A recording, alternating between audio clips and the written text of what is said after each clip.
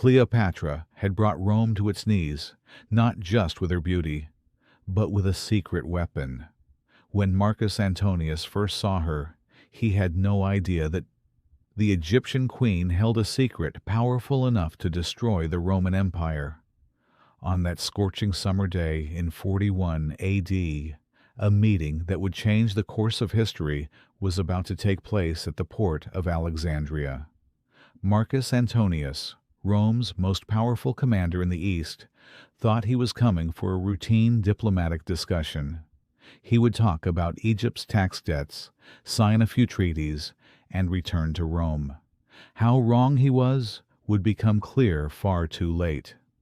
As Antonius waited at the port that morning, he felt like the master of the world. He was one of the three leaders of the triumvirate, ruling Rome alongside Caesar's heir Octavianus and the wealthy Lepidus. This 40-year-old warrior had defeated German barbarians, conquered Gaul, and considered himself invincible. But Cleopatra's secret weapon would come from where he least expected it. That day at noon, the sight approaching from the horizon left Antonius stunned. A gold-plated ship was approaching the water like a vessel of the gods. Purple silk sails fluttered in the wind, sunlight breaking on golden surfaces and reflecting onto the sea in 1,000 pieces. When the ship docked at the port, Antonius was amazed. On deck, a woman dressed as the goddess Venus sat on a golden throne. Cleopatra, with her transparent white fabrics, golden crown, and serpent bracelets on her arms, looked like a goddess. But this was just the beginning. Children dressed as Cupid waved fans on the sides of the ship, while women in nymph costumes danced on deck playing harps. The air was filled with the scent of amber and roses. This wasn't a welcome. It was a theatrical performance. Antonius, Rome's toughest general, had never seen anything like it, and Cleopatra hadn't even used her real weapon yet. "Marcus Antonius," said Cleopatra in perfect Latin as she disembarked from her ship. Her voice was soft as velvet, but also powerful. "Rome's great general, Caesar always spoke of you to me." Hearing Caesar's name made Antonius uncomfortable. Everyone knew Cleopatra was Julius Caesar's former lover and had a son named Caesarion by him. "Your Majesty," Antonius said somewhat sternly, "for our meeting." "Ah, political talk is so boring," Cleopatra interrupted with that enchanting smile. "Let's have dinner first. Caesar always said, 'No politics on an empty stomach.'" Caesar again. This was no coincidence. The dinner held at the palace that evening would become one of history's most famous meals. When Antonius entered the hall, his mouth fell open. Crystal chandeliers, golden walls, a massive table decorated with rare flowers. But most impressive was Cleopatra's dress, navy blue silk with real diamonds sparkling on it. "General," Cleopatra said, showing him his place at the table, "tonight I will show you Egypt's true power." As the meal service began, Antonius was astonished. Every dish was a work of art. Meats decorated with gold leaf, sauces prepared with rare spices, exotic fruits not even seen in Rome. But Cleopatra's real weapon had not yet been revealed. "General," Cleopatra said, removing the pearl necklace from her neck, "let me make you a bet. This dinner will be the most expensive meal you've ever eaten in Rome." Antonius laughed proudly. "Your Majesty, I am one of Rome's wealthiest men. How expensive could this meal be?" A dangerous glint appeared in Cleopatra's eyes. 10,000,000 sestertii. Antonius nearly spilled his wine.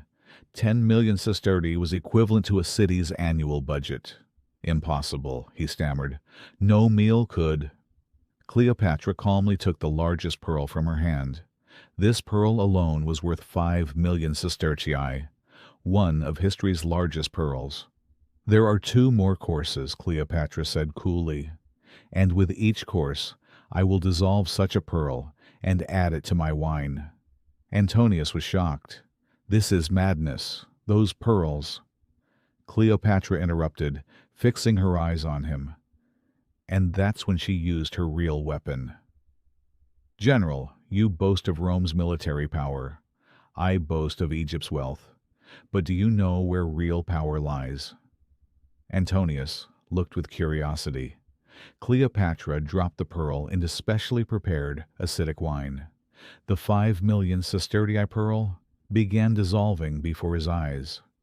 "Real power," said Cleopatra, raising the cup, "lies in being able to spend 10,000,000 sestertii as if it were nothing." And she drank it in one gulp. Antonius was frozen.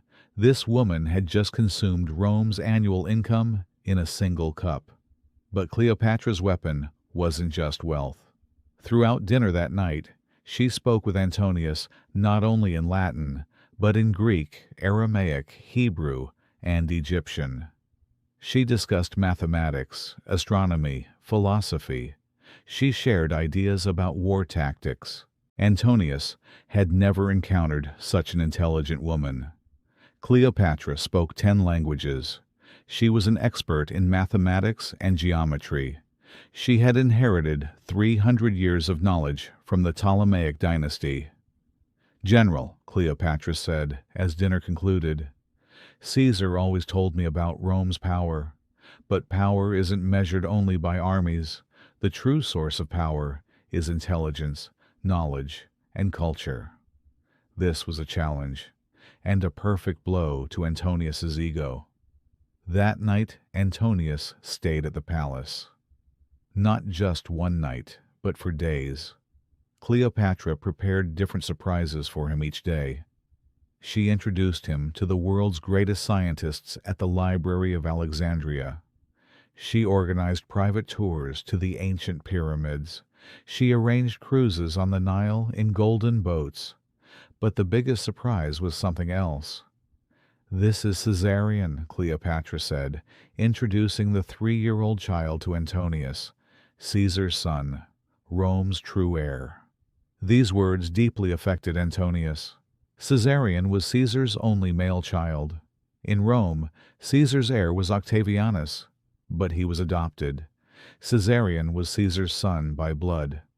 "If you ally with me," Cleopatra said skillfully, "you can rule Rome with Caesar's true heir." This was Cleopatra's greatest weapon, political genius. Cleopatra's secret weapon actually had 3 layers. First layer, wealth and spectacle. Second layer, intelligence and culture. Third layer, political strategy. When Antonius returned to Rome, he was no longer the same.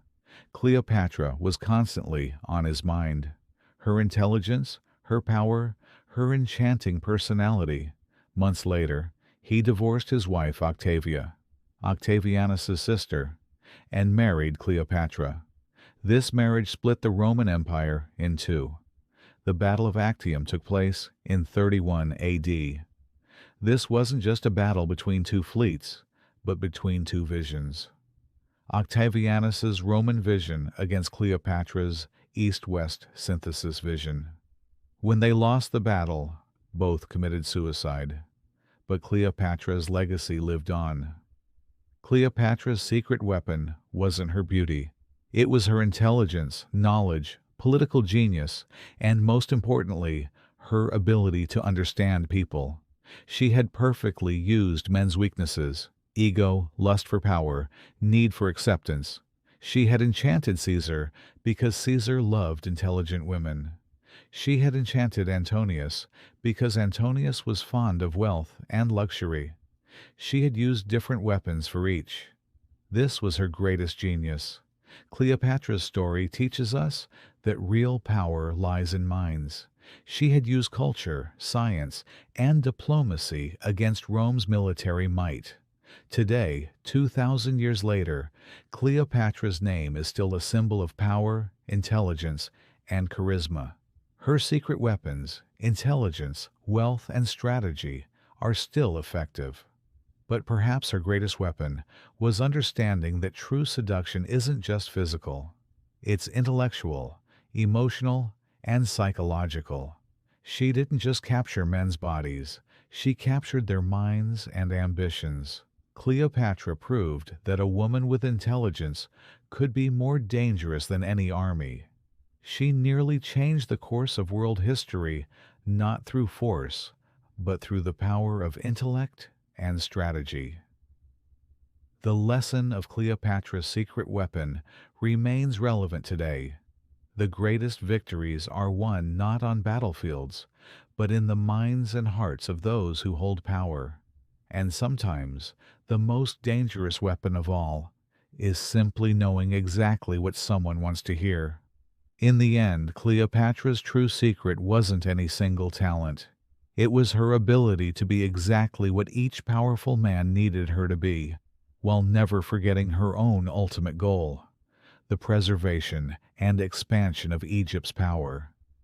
This is why, 2 millennia later, when we speak of intelligence, beauty, and power combined in one person, we still speak the name Cleopatra.